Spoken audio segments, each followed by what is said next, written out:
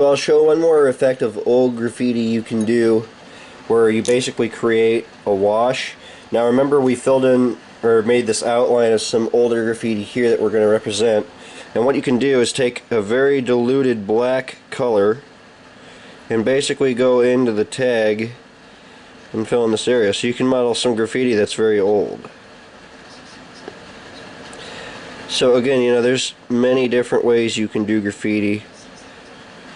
I'm just trying to show a few basic examples here so you guys have an idea. But you can see how cool that looks because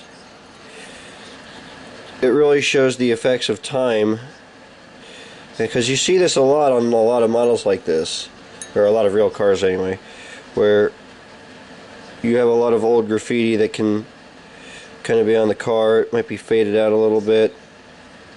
So what we're going to do now, with the graffiti out of the way, we can go ahead and start overlaying the rust on the graffiti. Remember, I'm trying to model some very old graffiti here, so I'm okay with weathering over it at this point. It's okay. So what I'm going to do is I'm going to actually make an oil wash. Compared to an acrylic wash, which is a bit flatter and lighter, this will actually have more of a grimy kind of a tone, like fresh rust.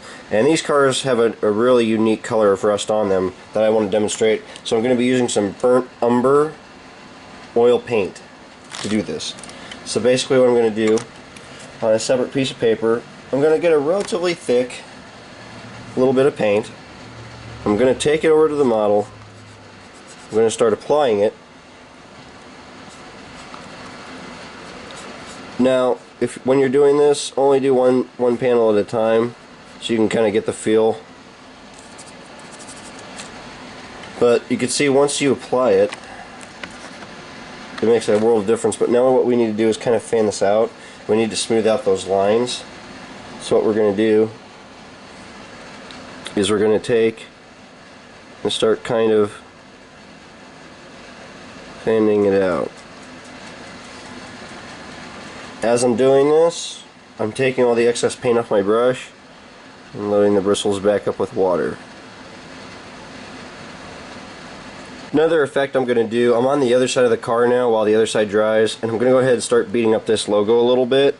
You see a lot of chipped logos on these TTX boxcars. This is one of the things that starts the ghost lettering phase of them too, where the logos just basically completely tear off, the graphics start to peel. And so I want to basically start creating a chipped logo. And with this, you can kind of keep it random. That's kind of the fun of it. I'm trying to kind of base this scratching off a prototype photo that I'm looking at, not of the same car, but of a similar car. That way I kind of get an idea of where they really deteriorate, and it's really on the corners and such. But you see a lot, like a lot of them that get scratched especially. That's really what you see a lot of on these. So I'm just trying to kind of model that. I'll hit up this logo too, so with this lettering it's a little bit more challenging, but you can just get in there and kind of go in, add some nicks and scratches.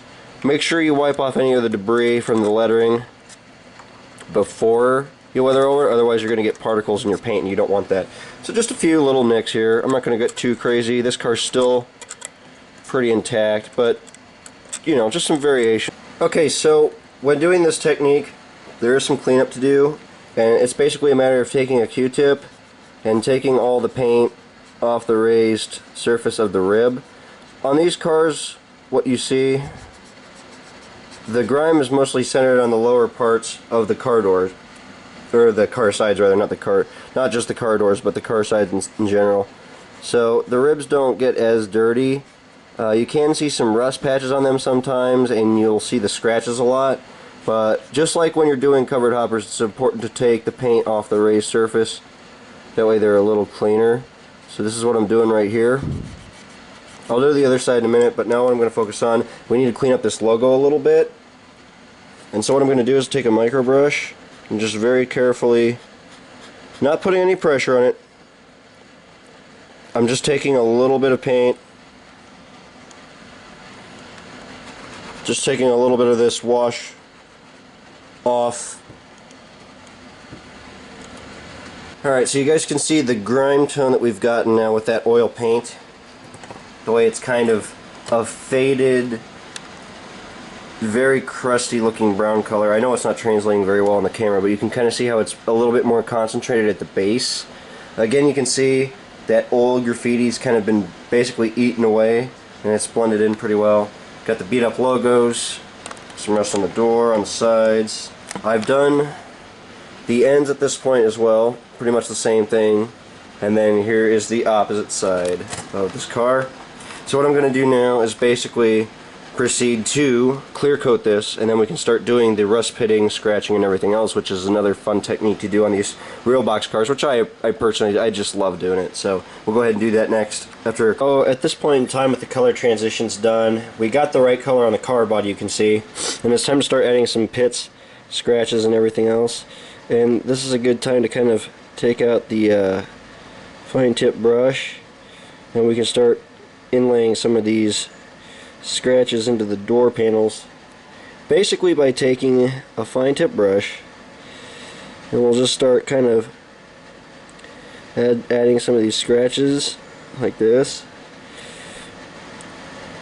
But this is really where you can kind of have some fun here, because this is the area of the car that really gets beat up, and it's important to kind of get this right. You want fine scratches here though. You don't want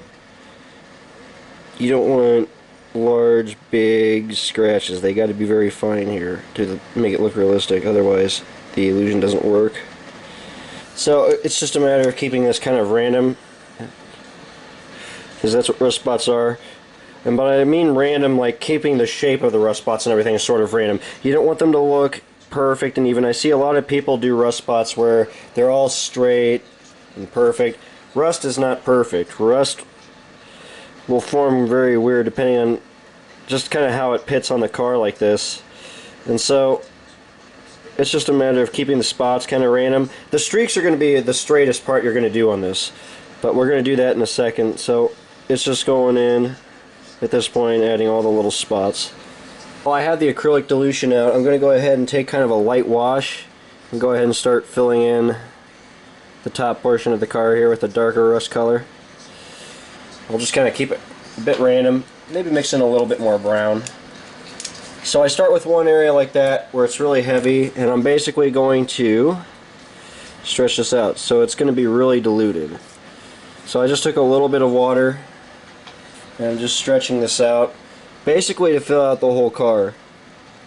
So if I can show you this to you here, I'll refine the line here, but right now I'm just trying to kind of fill in this area, because this is a really heavy area where you're going to see a lot of the rust kind of build up. So this is an important area to hit up, so I take a lot of care in trying to get this right. So I'm going to kind of stretch this out a little bit. Alright, so I'm going to go ahead and start blending some stuff together, and we're going to start enhancing some of this rust on the door. It's in these higher areas like the railing and stuff like this, in the bottom of the door where we put all the rust pits, we need to start kind of enhancing the rest a little bit. And that's when our larger brush comes in. So I'm using a medium flat brush, one of my good Citadel brushes. I love these things. These are perfect for this technique. I'm going to come over here with, again, my earth brown and dark black, my favorite combination. I'm going to dilute just a little bit, mix in a little black, and just gently kind of mix this together. I'm not going to dilute this down. We'll take it back over to the model, and we're going to start at the top. So we need to focus on, of course, the rust coming down from where we filled it in at the top. So we're going to start streaking some of this rust down along the railing. Remember, this is going to be a really heavy area for this kind of rust streaking, so it's very important that we get this right. I'll go ahead and take a little bit more paint, a little bit more water, and I'm going to go ahead and start focusing on the outside of this door here, kind of patting it out and streaking it down. I'm just going to basically be building up the rest at the top of the door. Again, like in these corners, this is really where it's going to build up. So we really need to enhance this and make it nice and dark. There needs to be some serious transition here. So I'm really kind of going heavy with my acrylic mix with the black and brown. It's mostly black at this point though. Kind of fan that out. I don't want it to get too crazy, but we just need to enhance some of these like rust pits and such. These heavier areas of rust, like at the base of the door, for example. And then, of course, down here is going to be a heavy area for rust as well. Go ahead and pick up a little bit more paint, come back over, and continue to fan this down, grime up. Remember, make sure you cover these corners and everything. You don't want any shadows of clean little areas. It's going to look extremely unrealistic, so we need to make sure all of this is covered. And continue to work down this railing, darken that. I'll go back, fill in some of these ribbed areas where we have the scratches, and just continue to kind of fan that a little bit. Clean that up. So the fun part here is actually being able to fill in some of these rust spots now with a little bit of the oil paint effects and create the streaking. Now, the rust spots themselves, you know, we kept kind of rough looking, but the rust streaks themselves we want to keep kind of straight. It can be a little bit hard, but oils are pretty forgiving as well. I'm using water-based oils here, so if we screw something up, we can kind of go back and fix it up.